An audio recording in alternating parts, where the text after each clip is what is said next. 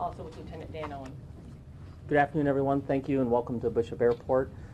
Just wanted to give an update on the status of the airport and also just a little bit about Officer Jeff Neville, or Lieutenant Jeff Neville. The airport, we're back to normal operations. We resumed normal operations later in the evening yesterday, experienced some delays and some canceled flights yesterday afternoon, but we are back to normal operations, and I thank all of the individuals at the airport, from our own airport staff to the airlines to rental car agencies to everybody who was involved to get us back to normal operations. So we're very happy in that regard. Status on Officer Neville is he's doing well, and he's recuperating and in a local hospital, and look forward to his release whenever that might be. I do not know when that will be. At that point, any questions? Yes. Are there any changes that are going to take place here at the airport involving security as a result of what happened yesterday? The answer to that is we've got some enhanced security measures in place right now and have additional resources. You can see them around the facility to help just make sure that we've got everything as our officers and our staff are going through the grieving process and recuperating in that sense. So we have some, but those are, I'll say, normal ramped up protocols as part of our airport security program. Any indication that Vasily was here before yesterday? I do not have any information related to that at my level. That would be an FBI question. That meeting that Neville was preparing for, was that a briefing following the bag that was left here previously? So yes, thank you, Dominic. The question was about referring to a debriefing. 2 weeks ago, we had an incident at the airport with an unattended bag that we were not able to resolve immediately. We evacuated the terminal, did our normal security protocols at that point. As part of that is normal debriefing. We had a staff debriefing the day after, and we were doing an agency-wide with our local and state law enforcement agencies and our partners in that regard. That was scheduled for 10 o'clock yesterday, and this incident happened at 9:45. So in some ways, the good Lord was looking over all of us, because we had a lot of resources that were on site and already on the way to the airport to attend that meeting, which was just down the hall from where the attack took place. Is there any consideration of moving any of the security checkpoints? At this point, we have not had any discussions about any checkpoint security changes. Can you tell us a little bit? Can you tell us a little bit about the individual's car, where it was found, and what was found inside? I can't tell you anything about that, because I don't know about the car. I know it was in our parking lot. That's all I know. What type of car? I don't know. I do not know that. Can you tell us anything about the bags that were found? I know one was one was red, and they were shown in the bathroom. They were just found in the bathroom. Contents that you can share? I did not privy to that information. I know this is a small airport, and you guys all seem to know each other pretty well. And standing back 24 hours later, can you just talk about the impact of the staff here, even yourself? I mean, obviously this had to shake you guys just a little bit, because it seems like you guys love the office. Sure. When an incident happens, and I would say we're no different than any other airport, park, city, or anything like that, it strikes at our core, in the sense that we are friends. We know a lot of the people here, whether or not they're airport employees or airline or TSA employees, so it hits home. My priority and our priority yesterday was to make sure that the safety and security of the facility was to get back and try to resume normal operations, and making sure that Officer Neville was taken care of. Immediately after that, it's how is the rest of the staff doing? And so we've offered up and we've shared information with our staff and also other stakeholders on our airport about how to get critical incident stress management, because that's important, an important part of the grieving process and returning to normal. So what do you say to folks who may feel a little worried about coming here and flying? I would say that you are in safe hands. I'm proud of the aviation security system that we have in America, and I'm proud of the people who take that work here at Bishop Airport, I think get on that plane and fly because you're just like normal. You're going to be safe. You said that Officer Neville was there at the position he was for that debrief meeting.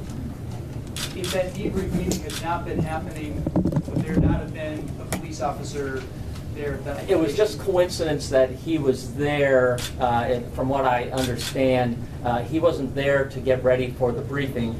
He just happened to be there, and that's really all I know. Yeah, maybe I haven't really talked to him about that specifically. Maybe he was going into the meeting or something like that, but he would have been a part of that meeting for sure. But was he on his way to the meeting or to and from? I don't know at that point. Prior to this incident, was had he not been there, what a blessing it is that he's there, as you mentioned. Is that a question or a statement? No. I'm getting your reaction to that. Well, of course, it's a blessing that we were able to restrain the individual quickly. I'm not saying that it's a blessing that he was there, because quite honestly, I wish that this whole thing didn't unfold. prior to the incident, what is safety protocol? How many officers were they stationed typically? Well, certainly we have officers who are around the terminal at all times of day. Where they're stationed and what that's part of our security program, and that's for our information. What can you share with us about Officer Neville? Can you tell us a little bit about him? He's been an employee here since 2001, became a lieutenant in 2006, I believe. Somebody shake their head if they disagree. It was 2006. What I can tell you is he's a great guy. He's well loved by everybody here, just for his personality, his professionalism.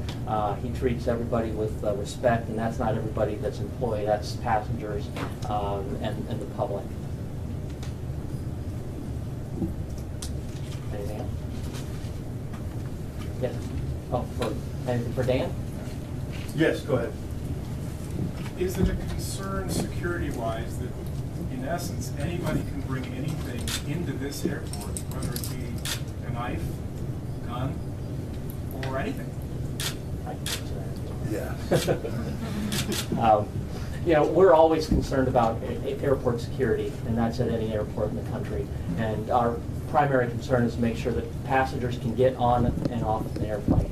These kinds of incidents that happen in public areas are scary no matter where they happen, whether it's an airport or the mall or local city hall. It's a fine balance about what security versus what having the freedom that we enjoy.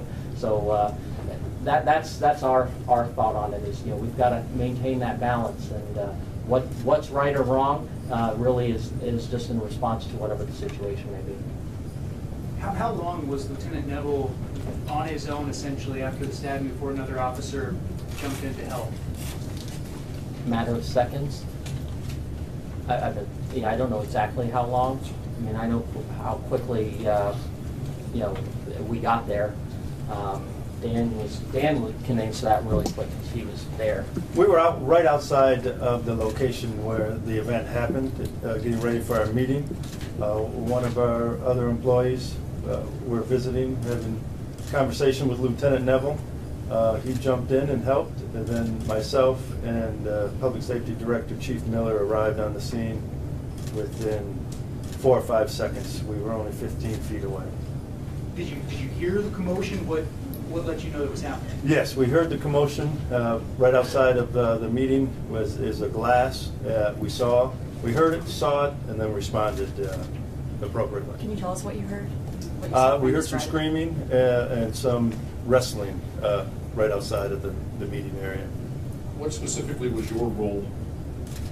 I was preparing for the debriefing on the event we had 2 weeks ago. So I was in the meeting preparing for that, an emergency response from the airport end of it. And so when you saw what happened, what did you do? What part of this did you play? I just helped restrain the individual at that time. What did you hear? I just heard some commotion. You didn't hear his words? You didn't hear him say anything? No, I did not. As you were restraining him, he wasn't yelling things still. No, he was not. Was The he? mayor said in the news conference yesterday that there was an unsung hero in all of this. Can you explain? Well, that was most likely, not knowing, speaking for her, but I'm assuming it was one of our maintenance employees, one of our employees here that was talking with Lieutenant Neville at the time. Can you describe what he did? He helped restrain the individual. Is he here now? He's not here in this room now. Can you talk about how you restrained him, in other words, how many people it took, what specifically happened physically? I cannot talk about that right now.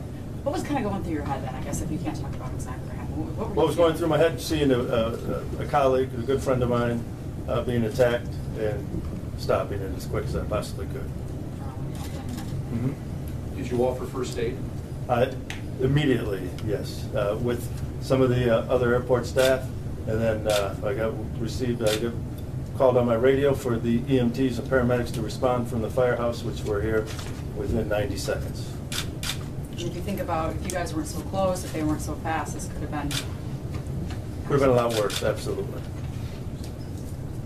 In terms of what his condition was like, I know some folks here at the airport we've spoken to today have said that as he was headed out, that he was very pale, did not look good.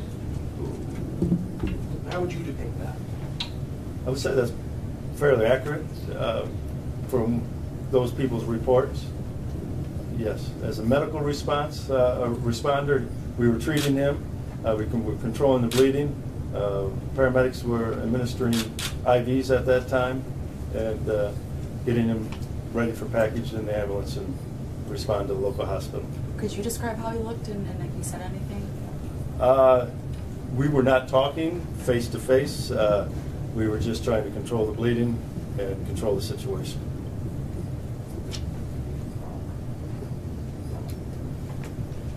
Have you spoken with him at all today? How's he doing today? I know you touched on that briefly, but I just... I have not personally spoke to Lieutenant Neville today. I saw him yesterday evening for quite some time. I'm sure I will be seeing him sometime this afternoon. How was he? He was doing great, in good spirits. His family's there. He's got plenty of support from the airport. What is your reaction to seeing all of that? I mean, yes, you're a medical responder, but it's not often you see somebody stabbed like that. I mean, in retrospect, what are your thoughts about what you witnessed? Oh, it's a terrible act of violence, and we have to respond to that appropriately. We're trained as airport fire and EMS staff to deal with medical emergencies, fires and emergencies, and we have to deal with them appropriately. Anything else? Just to reiterate your initial comments, you have increased security at the airport permanently as a result of what happened yesterday, or no? No, I did not say that. I said we have enhanced our security protocols for our airport security program, but it's not, I can't say permanently.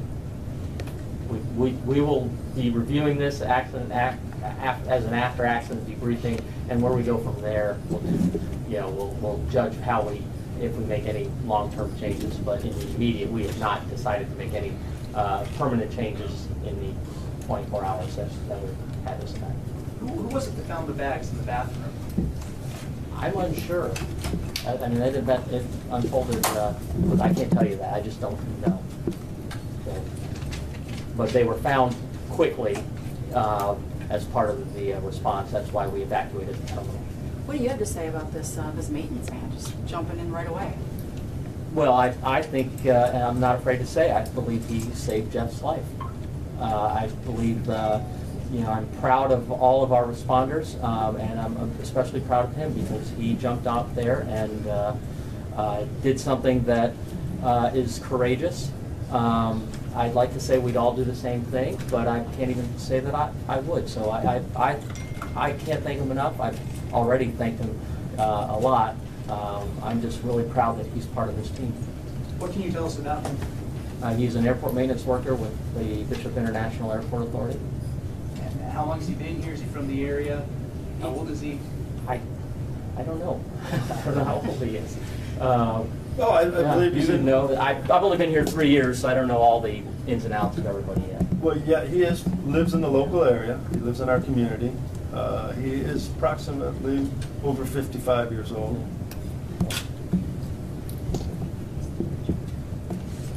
Anything else? Then I thank you. And I know you guys got to get down to Detroit, some of you, so get on down there. Thanks. Thank you. Thank you.